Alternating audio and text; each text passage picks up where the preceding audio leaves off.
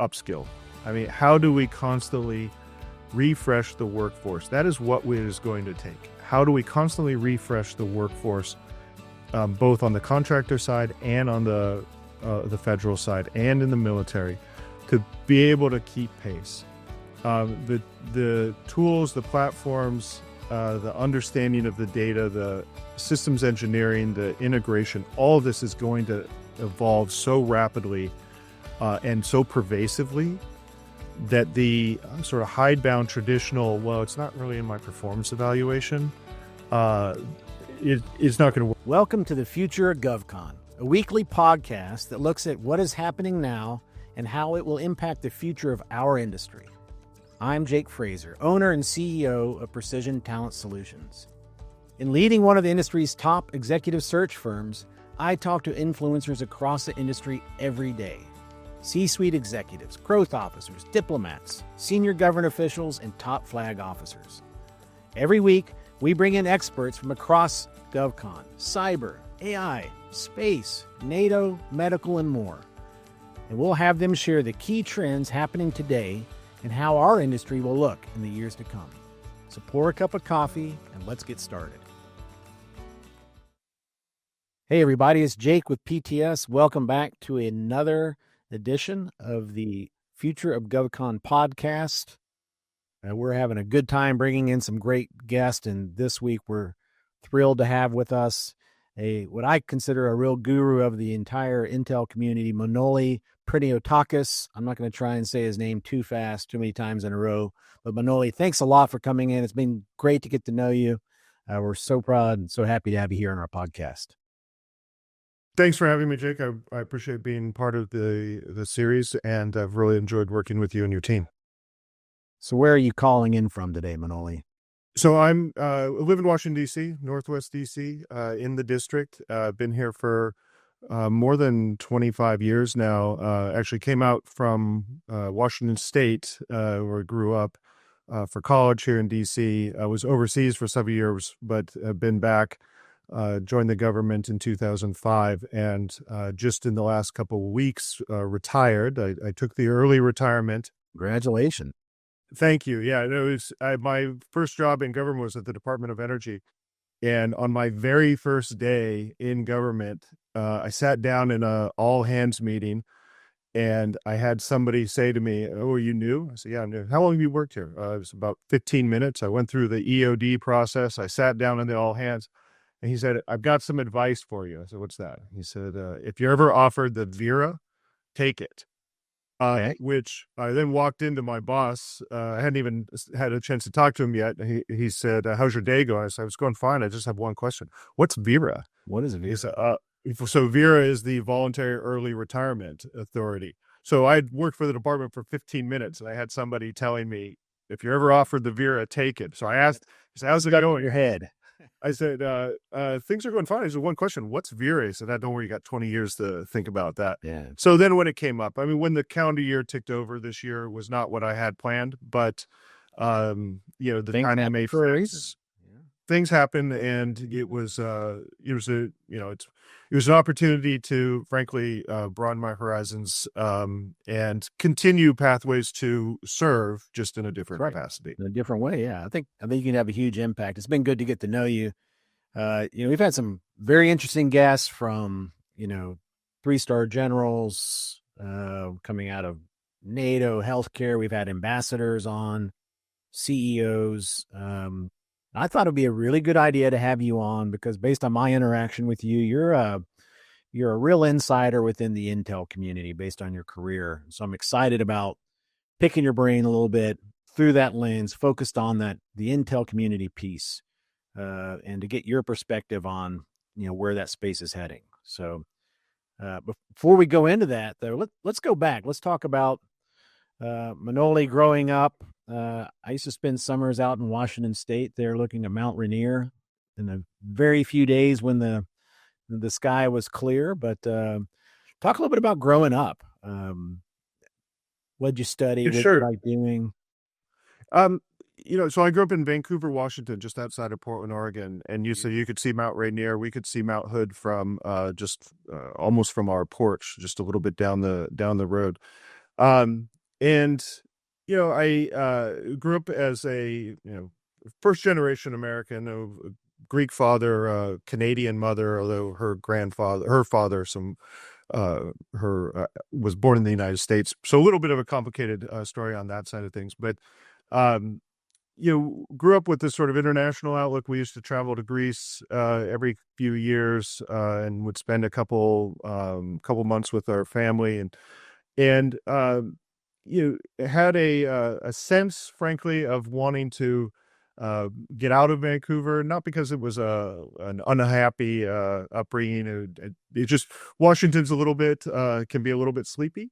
I really enjoyed visiting. I enjoyed being from there, and a lot of people from Washington and from Oregon, you meet them on the East Coast. They like to talk about being from Washington and Oregon. The joke about Portland, Oregon used to be when it's 9 o'clock in New York. In Portland, it's 1972. I think now the joke is when it's 9 o'clock in New York. In Portland, it's 1992. Okay. But It's a it lot was, like a lot like Europe out there. My experience. If the weather is kind of European, yeah, that's fair. It's they say New York gets more rain on a total basis, but the number of dreary days in Portland and Seattle is much higher. So I had the opportunity to look at schools on the East Coast, and there was a handful of us who in my high school who were looking to do something different, and ended up at Georgetown University in Washington, which was an interesting experience. It was a very different environment from what year was that? When did you come to it was DC? in the early 90s. I came to DC in the early 90s. So the Gulf War brewing there, and Yeah, so Gulf War had was I guess when I was a senior in high school. Um, and it took some time for me to adjust being in a different cultural environment. Of all the places I've moved, actually, I think that's the most culture shock I've ever been through, was moving from Washington State to Washington D.C. Um, just especially being in an environment where I was encountering kids from the prep schools that just I had seen Dead Poet Society, but I had not associated it with reality. yep. And then suddenly I got on the floor kids from Deerfield and Milton, and some of these schools that are I've come to understand are excellent institutions. Just they had lived lives that I had no experience dealing with at all. And then also with the international students, I said it had a bit of an international outlook, but in a lot of ways it was kind of a narrow one. That we used to travel to Greece, we'd visit our family in Greece. There's the Greek community in the Portland area. Suddenly, like the person across the street from me was Emirati with connections in the royal family. My roommate was a child of a Venezuelan diplomat. It was an eye-opening experience. And then, when I ended up deciding to go traveling, and so I've had a couple long haul travel experiences that have had a big impact on me. When I graduated in '96, a friend of mine and I, we called our Lost in the Balkans tour '96. Where there was a window of fighting ending in the Balkans, and we ended up doing some backpacking, which okay, fine, you go backpacking in Europe. We ended up going backpacking through uh still Yugoslavia at the time, down through Kosovo into Macedonia and across into Albania. Nice. At a period, this was in '96. At a, So the war hadn't started down there yet, right? and it was actually, we were in Albania in the summer of '96. It was in the winter of '96 where things really unraveled and people, went after the arsenals in Albania. I was just talking to somebody yesterday who was there a couple weeks ago, and he said, "Yeah, it's effectively unrecognizable from." We just did an offsite there at a fantastic resort in Albania. Oh, it was we spent 2 weeks in Albania in '96, and it was just a strange experience. Yeah. I remember buying bus tickets to go visit, to get to my family in Greece, who were baffled by the idea that I had made this trip. And having to, the guy at the black market current exchange who had drachmas didn't want to deal in marks. So I remember having to exchange my marks for lira so that I could use lira to get drachmas to buy a bus ticket, because I had to buy a bus ticket in drachmas.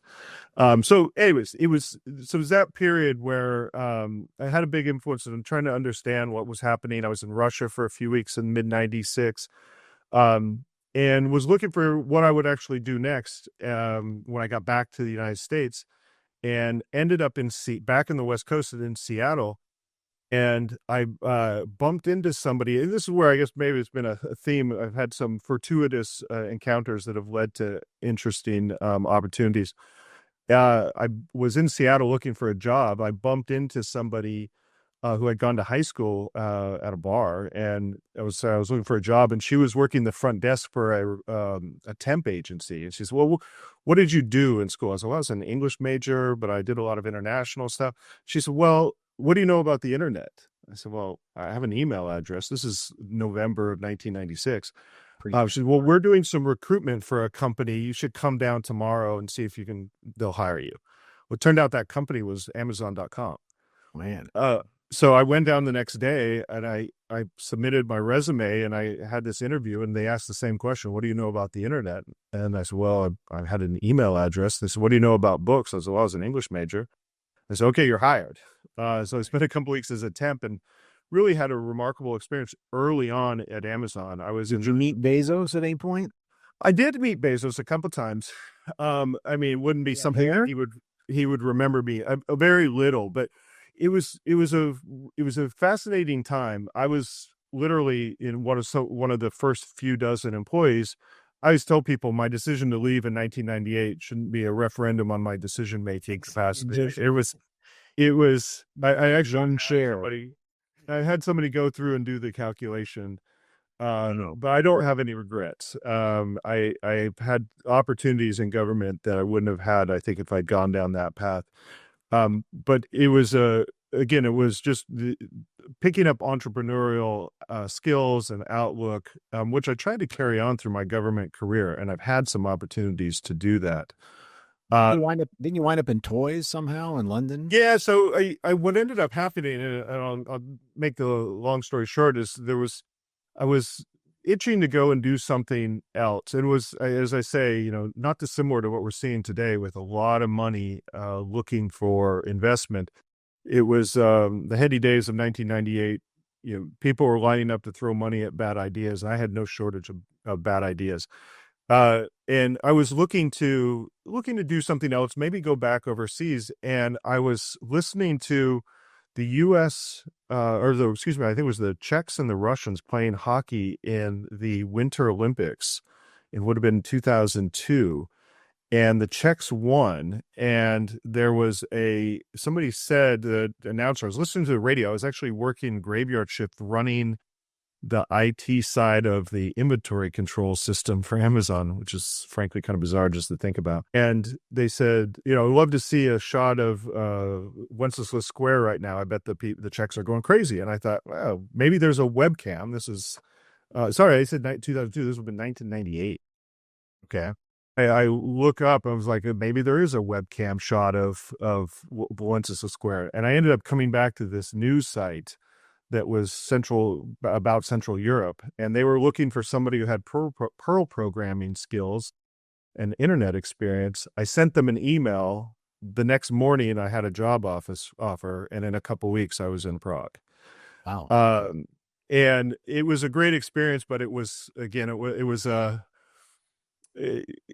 the company needed a little focus, and they ran into some financial challenges, and it was I made a decision through some other contacts I had to move to London, worked for a small internet games company, retailer, the first games retailer in the UK, online game retailer. And then eventually what happened was from there I ended up moving to the UK operations of the US company eToys, which was a big effort to move toy sales online in the internet boom. They ultimately were part of the casualty of the bubble bursting, But one of the benefits for me was that I walked out the door with a fairly significant severance package. My car had gotten wrecked. My lease was ending. Just a number of things happening all at once. So I was sort of at loose ends with a chunk of cash, and decided to do something I'd always wanted to do, which was to travel the Silk Road, but Silk Road kind of in reverse. So in February of 2001, traveled starting in Cairo, went from Cairo to Istanbul, and then Istanbul to Beijing overland. Wow. So passing through the Middle East, through the Caucasus, through Central Asia, into Western China, across to Beijing. And that was really what sort of reignited my interest in national security and foreign policy. And I flew out and landed back in London on September 1st, 2001. So a couple weeks later, and frankly, none of it would have been possible. Right? So I was passing through. It's one of those things where I did things that I'm glad I didn't know then what I know now, because I probably wouldn't have done them. Some areas of the country, of different countries I went to, which, going through the Fergana Valley in Central Asia, Yeah, I've been there. It's incredible. wandering around in South Beirut, trying to figure out whether or not I could get a visa for a couple countries, just a number of things like that, which, like I said, I'm glad I didn't know then what I know now, because I may not have done them, but it helped sort of reopen my eyes to the possibilities of going into national security. Spent a couple more years in London doing some freelance writing, a few different things, and then ended up coming back to DC for graduate school, partly connected to, I reunited with a friend of mine from college who is now my wife. And she was in DC. You did SICE for grad school, right? I did. Yeah, I went to SICE, and again, it was a fascinating time to be there, because there were faculty members who had a window into what was happening in the government, and just some phenomenal instructors and mentors, many of whom I'm still in touch with 20 plus years later. And of course, the SICE community throughout the U.S. government.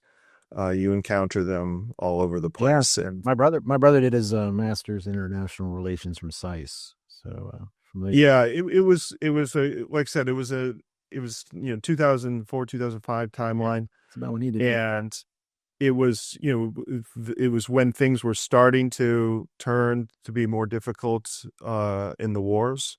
Yeah. And I did something I had not really expected, actually, going in to SICE, was to then go into the government. I had not Did you get recruited into the government, or did you join? Like, did you? So I went through the, I had a class from John McLaughlin. I took a class on intelligence with John McLaughlin, who was the deputy director of CIA.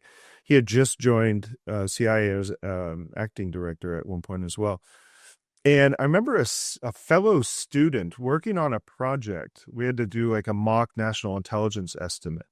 And a fellow student said, who had some, I think, internships in the IC and had worked on the House Intel Committee, at one point said, you did a really good job with this. You can do this. And in that sort of half comment actually stuck with me.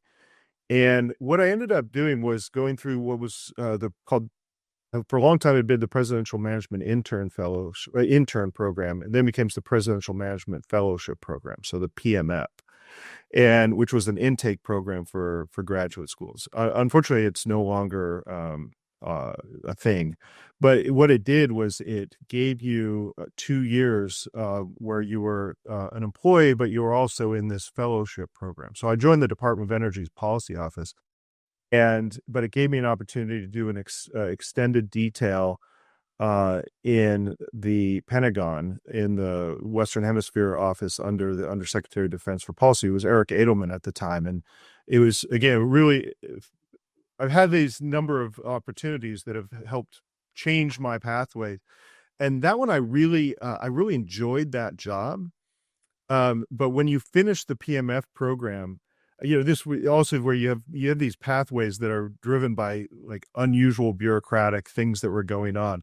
They actually offered me a job, but in the time between they offered me the job and the time that they formally offered me the job, the Department of Defense shifted from the GS system to pay banding.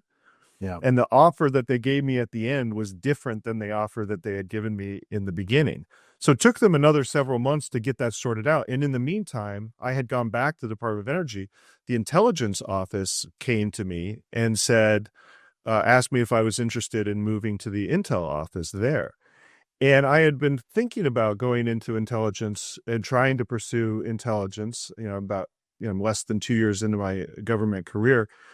And I knew, and I'd had some conversations about some of the other agencies, but I knew, and this frankly is still a live issue, that if I was going to go that route, clearance process was going to take X amount of time, the hiring process was going to take Y amount of time. Whereas at DOE, I had all the clearances I needed to start in the intelligence community at DOE right away. So the day that the Pentagon, Washington headquarters service, I remember getting this call from somebody I'd been talking to for months saying, we finally sorted it out. We can give you an offer that's comparable to the beginning one. DOE Intel office came in and said, look, we'd like you to join us. And actually, we can do better than that. And you can start on Monday. So I left on a Friday and started in the Intel office on the following Monday. And it gave me, I was like, okay, this is something I'm interested in. This is something I want to do. I'd had some connectivity to the community at that point. And this is a way to do it without uprooting everything. I can go and have this insight. The easy button. Yeah. And this is where, I've had, I also take pride in a number of occasions where I've had people tell me, you are making a terrible decision. This is the wrong choice for you. And one of them was, to leave the policy office. Another one was to not take the job with DOD. And one of the reasons why I did that was because when I was in the Department of Defense, it was nice going to policy meetings as the OSD policy rep, and people listen to you, right? Like in some cases, you're the big player at the table. You've got access to the money, you have the ability to talk to the Joint Staff and the services. So there's a lot to be said for that. And I had a lot of respect for the people I was working with, but I also felt like going that direction, I could see my pathway for the next 20, 25 years. Going back to DOE Intelligence, even though it's one of the smallest elements in an office that has a seat, in a department that has a seat at a lot of tables, but, in some ways is seen, I think incorrectly so, but seen as being on the periphery of national security decision-making. Maybe less so now, but at times it has been. I didn't see my pathway there. Yeah. I saw a lot of opportunity to do different things. And that, in retrospect, was a good decision. Yeah. Did you have, kind of going back to Washington State, did you have anybody in your family that was government or military? Was there anything that predisposed you into going this route? Not particularly, actually. I had one friend whose father had worked for the Department of Energy out there, but and I remember talking to him about it early when I was young, but not so much. My grandfather had served in the U.S. military in World War II in the Navy.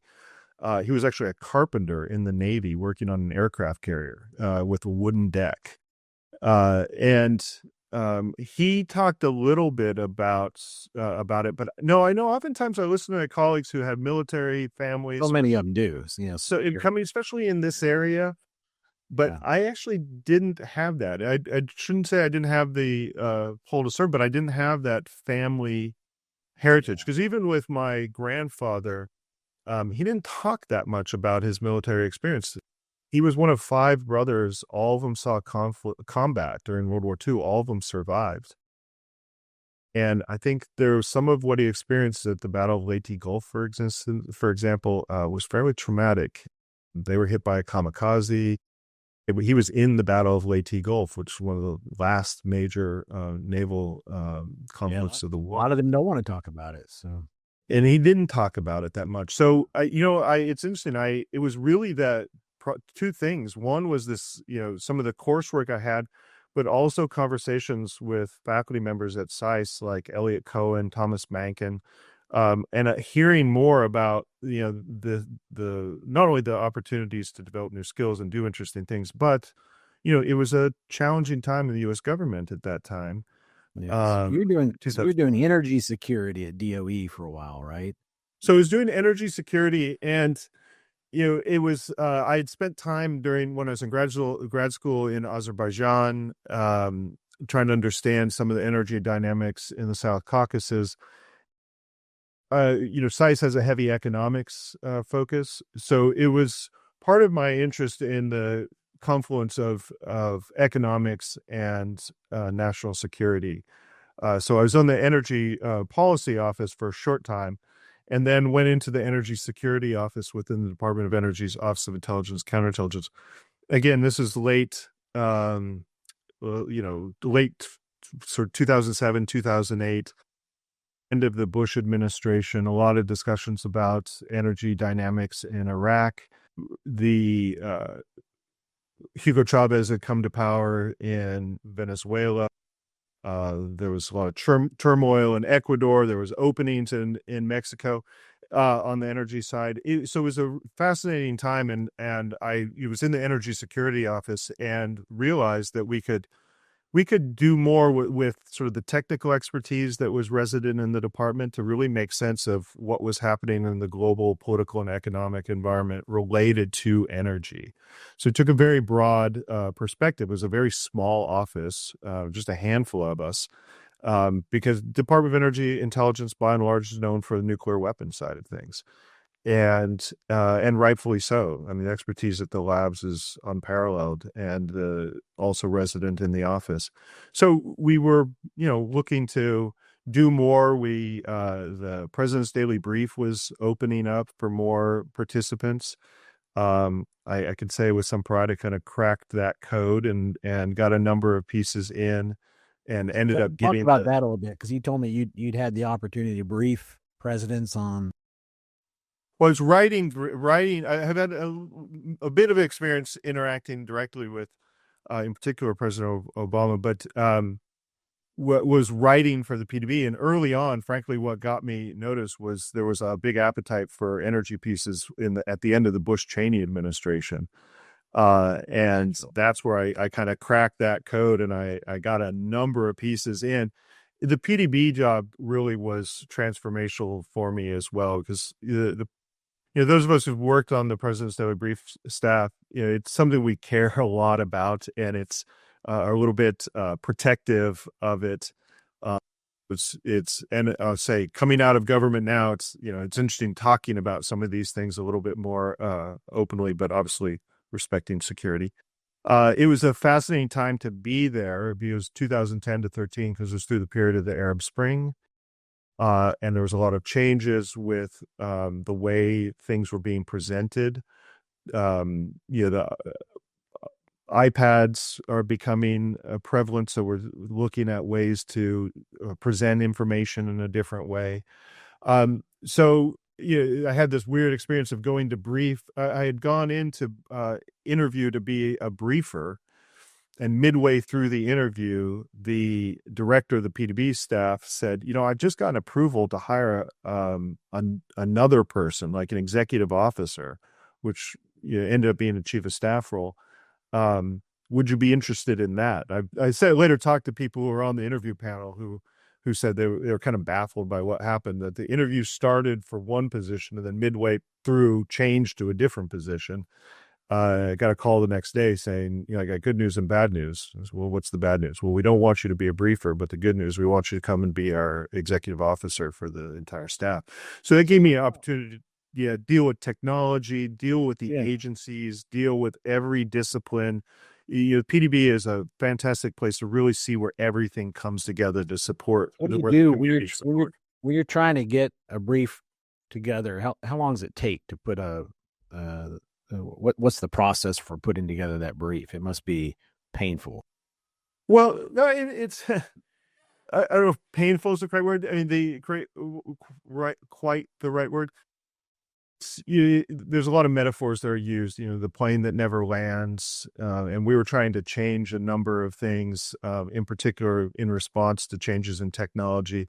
There's a planning process that literally will last weeks for individual articles, but there's a cycle that, is like a 24-hour cycle, where the pieces are being written, articles are being written, memos in response to questions are being written. They're being edited sort of over time, but then as they're approaching the calendar date they're set to run, there's literally a short burst where there's a lot of editing. The back end coordination with the rest of the communities already occurred. Then there's sort of Would you have to last day. interface? Would you have to interface with the other agencies directly? So this is the coordination process as an analyst. See, I mean, it can happen in either a long period or it can happen in a matter of a couple hours. It's depending on what's happening in the world. Urgent, right? Yeah, how urgent. There are things where, there's sort of short burn coordination where you literally have an hour or 2 hours to get it to another agency. All the relevant players, and that really evolved over time, that it went from being a very closed process to a much more open process as the OD&I, frankly, kind of matured as the head of the PDB, to really understand that no single agency had a monopoly on wisdom. The reality, of course, is CIA had the historic mission to write the largest, well, historically had written almost all of the PDB, and still has a key role. But there's the editing, there's the review, there's the really remarkable, and this is kind of overlooked maybe in some ways, but graphics team that supports it really does phenomenal work. And then it's, goes through final reviews and is really starting to is put to bed around, 10, 11 o'clock. I think the cycle is largely still the same. Production happens overnight. The briefers get in around midnight, starting to prepare for what they're going to provide to their customers. Briefers come in, so the authors come in early in the morning to sort of prep the briefers with information. I suspect that some of that is done more remotely now. And then they go off and do the briefing. There's a period of feedback, and then the cycle begins again. So we were trying to make some changes on things like introducing the use of iPads and so forth, which, we did, but it was while also simultaneously not disrupting. You can't go to the president and say, sorry, sir, we're going to take like 6 weeks off as we figure out how to create this new thing or whatever. You have to do it while you're still producing the book. Right. So what a great experience, kind of in the formative years of your career, to have the chance to do this, and then you move back into Department of Energy. Is that right? I did. Yeah, this is again where I had a couple opportunities to go to some other organizations and some conversations, and then while I was at the PDB, several layers of leadership above me at DOE Intelligence had left, and there were new people who frankly didn't really know who I was. And I started having conversations with that, literally didn't know that I was even over there. And I started having conversations with the new leadership, and one of the leaders had told me, just stay put where you are for a little bit. I think there's some changes coming. And he ended up being appointed the number 2 at DOE Intel and asked me to come back to be his chief of staff. Shortly thereafter, like a month later, he was asked to be the director of the organization, and I moved up to be the director of all of DOE Intelligence. And again, it's a small element at headquarters, but it's a extraordinarily important enterprise when you take in the work of the national laboratories. So as the chief of staff, I had responsibility for all of our congressional affairs, executive support. We transformed our comm center team into a full-fledged operations center that was operating 24/7 in a new facility. Just had the ability, to work performance measures, metrics across support for, advising for our budget and finance decision making, especially as it was going to the Hill. But a lot of my focus was helping our team really, in some ways, reorient to be more focused on supporting our leadership. And so spent a lot of quality time with Secretary Ernest Moniz and Secretary Rick Perry, with handling their daily briefings with some briefers. It was in the Moniz era was through the time of the Iran nuclear negotiations, which DOE played a very important role in. So it was just it was again, it was an opportunity to connect across the community because we're a small element and That must have doing a been lot of helpful having your presidential briefing experience coming into that, knowing how to do it. I leverage that network constantly. And frankly, still do. In my later role at the National Intelligence University, I was able to connect across that as well. Because really, you Talk about being at NIU a little bit. You had a pretty good run there. Talk about the mission of NIU and what you were doing.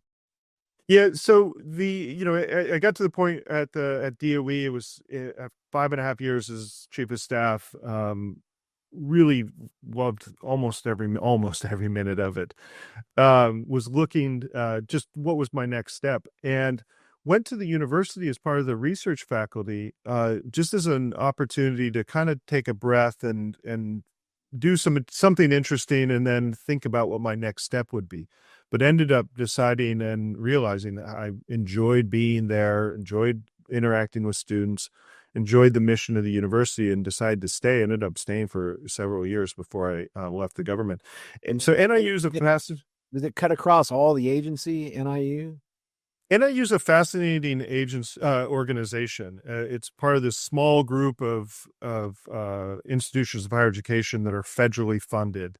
Which also includes the service academies, the war colleges, a couple tribal colleges, places like the Naval Postgraduate School, these sort of professional schools, the Air Force Institute of Technology. So NIU had its roots in the Department of Defense, 60-ish years in Department of Defense, most of that in DIA, and largely focused on a military student body. But that opened up in around 2010, 2011, more so, where it started to bring in more people from across the community. So by the end, with the full-time students and the part-time students, it was roughly 50-50 military and civilian from almost every agency. There's some agencies where it's hard, where like, say, DOE, Treasury, INR, where they're small agencies. It's difficult to give somebody up for a full-time student experience, but they oftentimes will send people on a part-time basis. So it does cut across the community. I'll be honest, right now the future of it's a little bit in flux. It was announced in the ODNI 2.0 by this administration that it is likely moving to NDU, and there's been public statements about that. So hopefully it will stay in existence as a cohesive institution, because ultimately it's about making people better equipped to do their jobs and upskilling people, allowing people to reorient to another career field, another substantive field. Ultimately, and this gets into some of the things we may talk about coming up. It's about how you best equip people to do the jobs they're going to need to do. So we did a lot of thinking about what is the employee, what does the strategic intelligence professional in 2030 need to understand? Yeah, let's talk about that. That's kind of on. What does that guy look like, or that gal? Yeah, so 2030.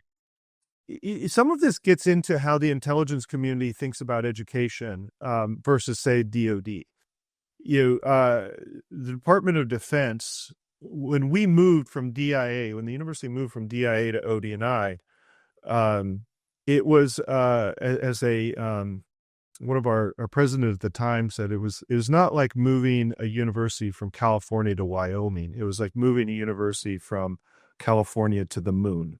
right? And not to no disrespect to ODNI, I mean it's still in some ways a young organization and adjusting to a changing community, but it had no experience in operating an institution of higher education. Department of Defense, Department of War, 1802 West Point is established. There's 200 plus years of higher education management, so they understand the context. And also, Goldwater Nichols, jointness, the role of the war colleges in the post World War II era. There's all been this effort to really focus on professional development through education.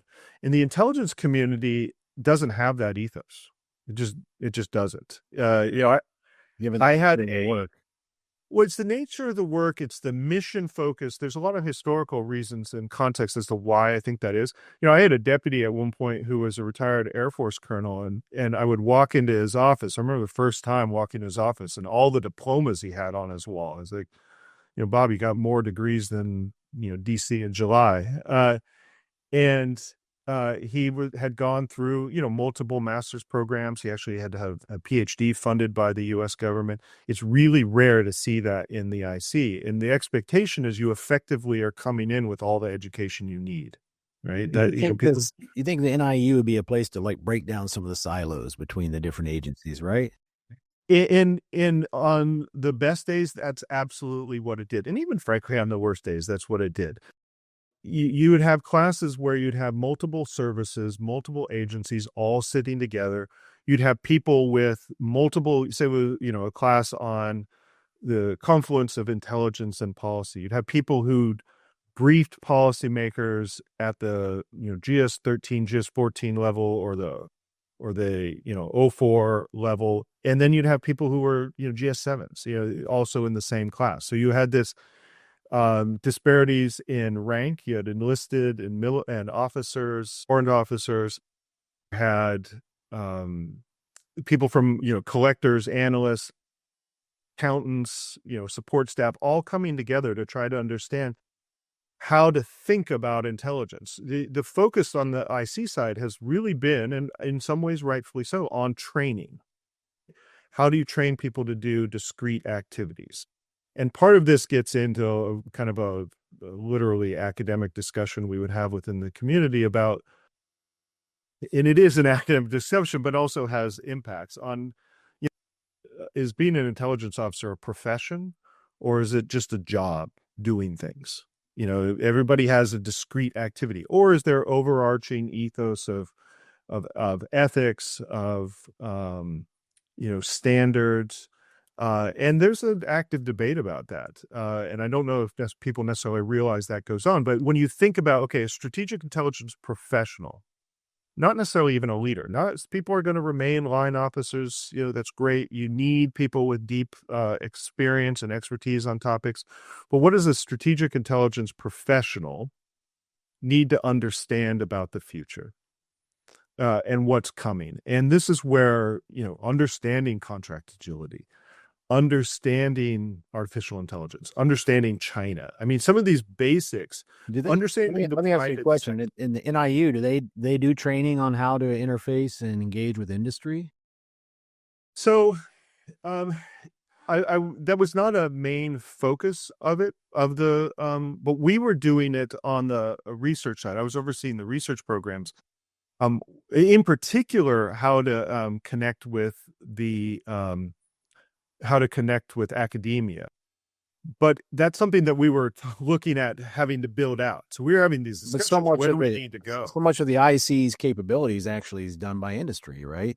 In terms, it is. The estimates. We've got a 90 billion plus enterprise, according to the published top lines, and a large percentage of that touches the contracting or private sector ecosystem. I mean, it's hard to estimate exactly what it is, maybe 70, 80%.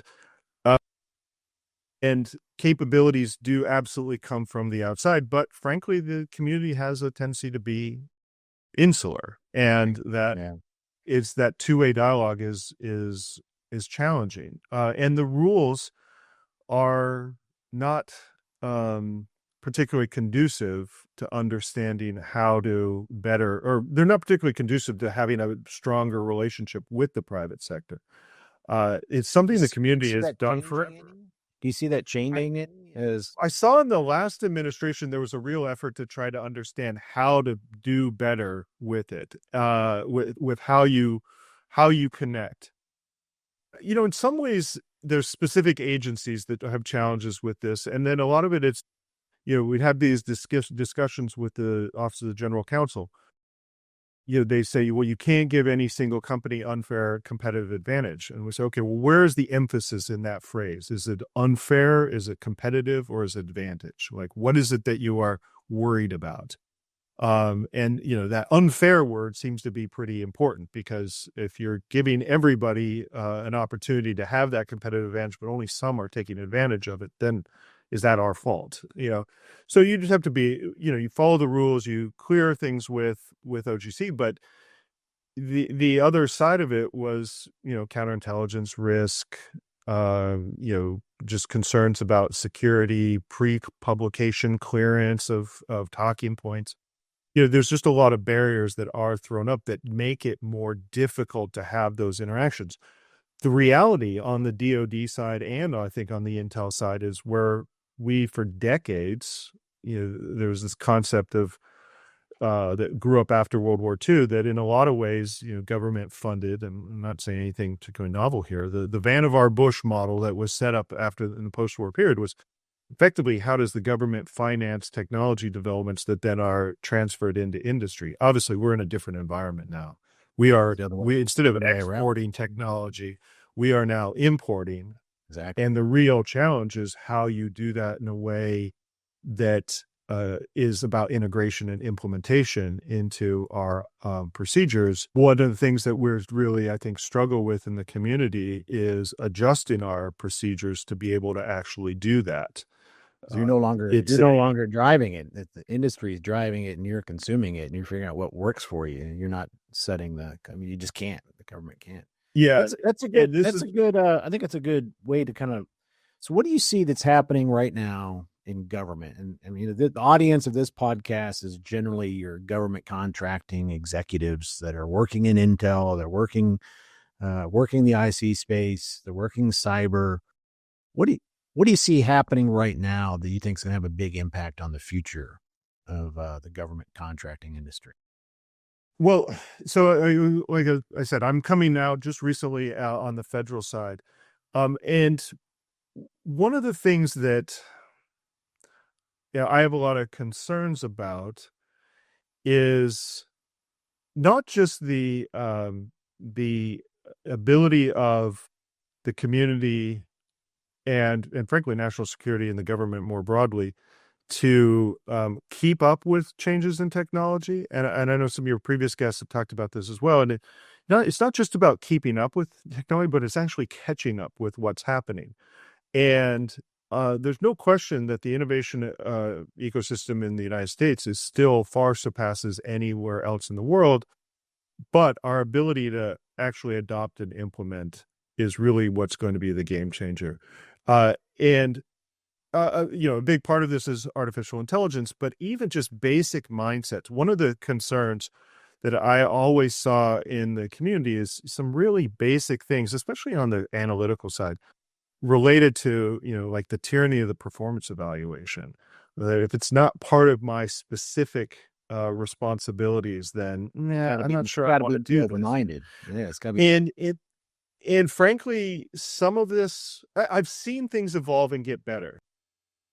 But some of it is, frankly, I hate to say it, but, if you can't upskill everybody, it's going to be generational change. Yeah. But it's, how do you have people have the cognitive ability and the mindset, the sort of growth mindset, to be able to take on new requirements and evolve the way they've done things. The community, I think, is surprisingly biased towards the status quo. And maybe this is obvious to some people who watch it, maybe not. that if you look at agencies, if you walk around any of the IC agencies, there's a lot of like historical artifacts that are on the walls, and people rightfully very proud of the experience of the community in the Cold War, the formative years where we were designed to do a specific thing, which was really counter the Soviet threat. And very proud of the history. And the history is absolutely important in understanding the way we are today. But I always think it's a little funny when you see org charts from the 50s at some agencies on the walls that are largely the same as they are today. Scary, isn't it? And in the intelligence cycle, that was, we deify people like Sherman Kent, who was the CIA analytical leader and theorist from the 40s and 50s, still is read today. Great, you should read Sherman Kent, but he laid out a process that was based on some, frankly, kind of 19th century concepts of industrial production. Manufacturing, probably. Yeah, we now have a 21st century knowledge ecosystem that's based on 19th century processes that would be very familiar to Henry Ford, who famously said, "You can have your Ford in any color you want as long as it's black." Right? That's it. Yeah. So how are we looking at this challenge, though? And I want to jump ahead. I want to jump ahead a little bit in the future. I want to think ahead 3 years from now. It's 2028. No doubt. I mean, like it or not, there's puts, there's takes. There will be changes to how business is done inside the IC. And you've seen the whole span, of course, the DOE, but you worked interagency. How does the IC function 3 years from now? What does it look like compared to how it looks today? Well, hopefully the goal will be hopefully the goal is to see more flexibility and more smaller entrants. The reality is, whereas the Department of Defense is largely delivering capabilities, and I'm speaking generally, even maybe unfairly so, but delivering capabilities, in particular, large-scale platforms and systems that are designed to accomplish particular missions that has through a very public process. That's not the way things work on the intelligence side, right? You have an environment governed by classification, by security issues, access, and then a lot of it devoted to supporting, personnel needs. So what hopefully what we'll see is more room for smaller entrants, greater risk acceptance, but at the same time still protecting the information and from a security and classification perspective. We need to have more flexibility on being able to have people move in and out of government, and that's frankly where the contracting world comes in. What I've seen is a really varying attitude towards the contracting workforce at different agencies. And this is, again, coming from a federal perspective, but, an agency like NRO, I think, does it well, where they see the contractor workforce as an integrated part of the workforce, in ways that other agencies maybe don't, and treat people in different ways. I heard the NRO director just recently, when he was asked about, the workforce, he talked very openly about the importance of the technical expertise and the continuity of the contractor workforces, which is not necessarily what you think about, that the contractors represent continuity. But in an environment where the technology is changing so rapidly, I think the contractor workforce has the ability to keep up in a way that's really hard for the federal government to be constantly training and upskilling, retraining and upskilling people to be ready to actually take that technology and integrate it into their activities. Like, I personally think with artificial intelligence, just the basics, there should be like a crash course that every federal employer has to do a artificial intelligence course, training course of some sort. It's not even 101, it's like 001. Because what we need to understand, and I don't mean to overplay, I know there's still questions about the direction of the technology, the power of the LLMs. Even this past week, it's, well, AGI is not where we've heard people say maybe AGI is not going as quickly as maybe we thought. The reality is the ability to improve work processes, understand how your job is going to change, and how it maybe should change. This is where the pervasiveness of, frankly, we hear the Chinese implementation across government and across their military is beyond where we are. We may be innovating more quickly, but they're implementing more They quickly. know how to integrate it. Well, they have control. They have better control. And what advice would you give a CEO or a CGO that's on the contracting side? And I'm aiming towards that 3-year better integration, catching up. And again, industry pushing more innovation into government than government asking. What advice would you give a growth officer right now that's trying to expand or penetrate into the IC? Well, so that's where I think even doing something like an assessment of literally every job that you are performing on a contractual basis for the government, to understand how how artificial intelligence and some of the tools that are available are going to change literally everybody's job, so that they're prepared for those changes to be made and actually can even recommend those changes to be made and not feel as if they're being threatened and displaced. And not wait to be asked to do it. Go Not to be asked and say, hey, these are the changes we need to do. I think most companies are doing that. I mean, I know we're doing an inventory of every step, every process in our operations, and figuring out what can we AI, right? Well, okay, I'm glad to hear that, because glad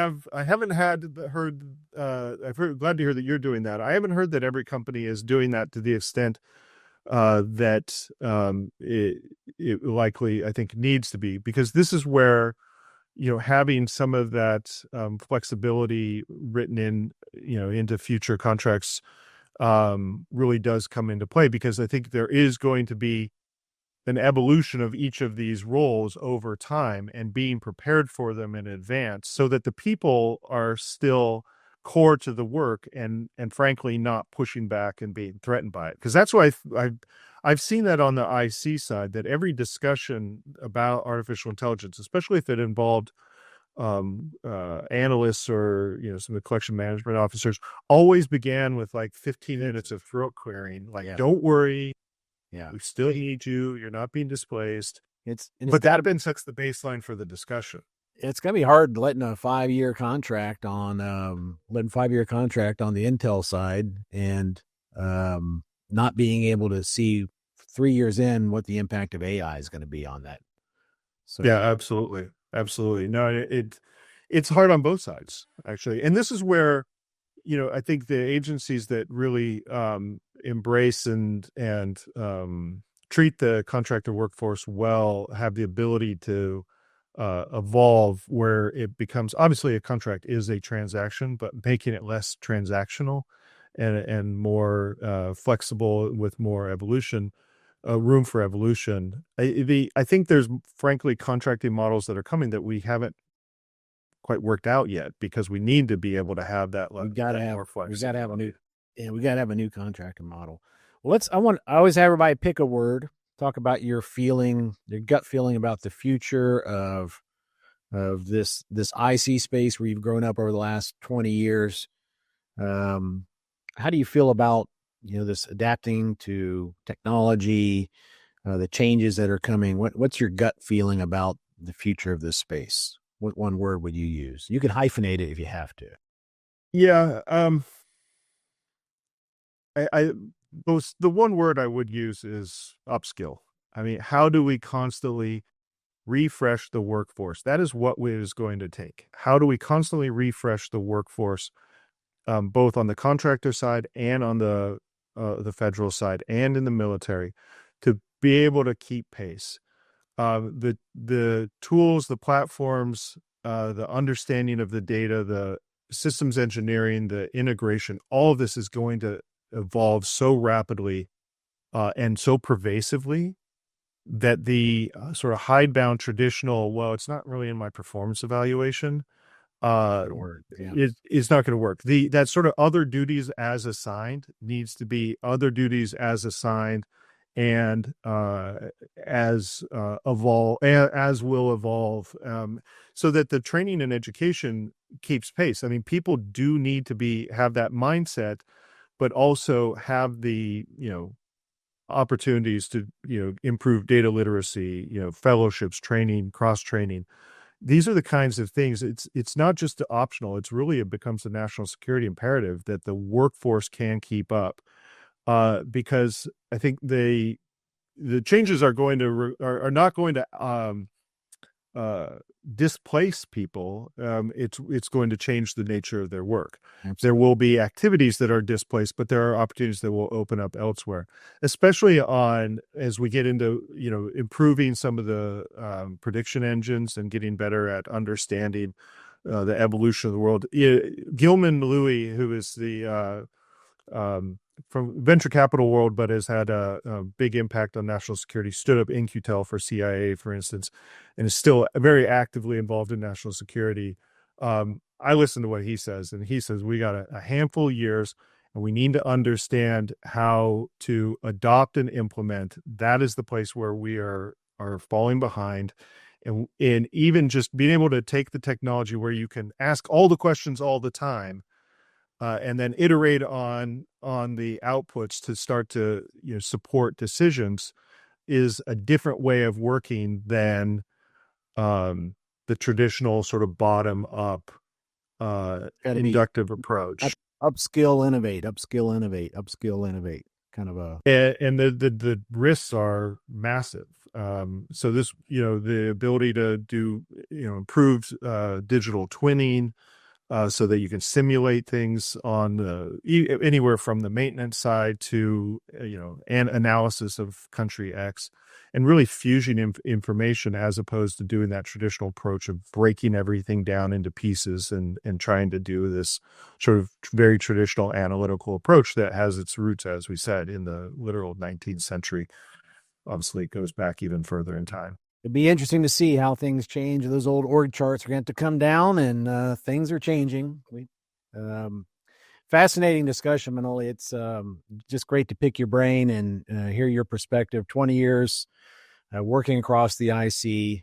It's been a fascinating discussion. We probably should touch base in a year and see how things have changed. We wish you the best. Obviously, we're happy to have you as part of our Precision Experts team. So for our customers out there that are wanting to have a discussion with Manoli, we're happy to help put that together. So thanks for coming, Manoli. We appreciate it. Jake, I appreciate you being part of the team, and I appreciate this opportunity to chat with you today.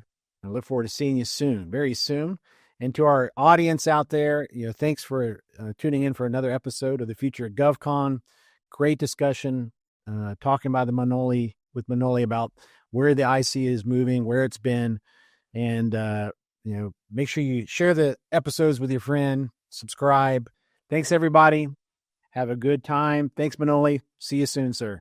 So thanks for joining me on the Future of GovCon. If you enjoyed today's conversation, share it with a friend. Follow the podcast and subscribe to YouTube so you don't miss our bold predictions shaping our industry. You can also connect with me on LinkedIn and learn more about Precision Talent Solutions at pts.careers. Thanks for tuning into the Future of GovCon, and see you next week.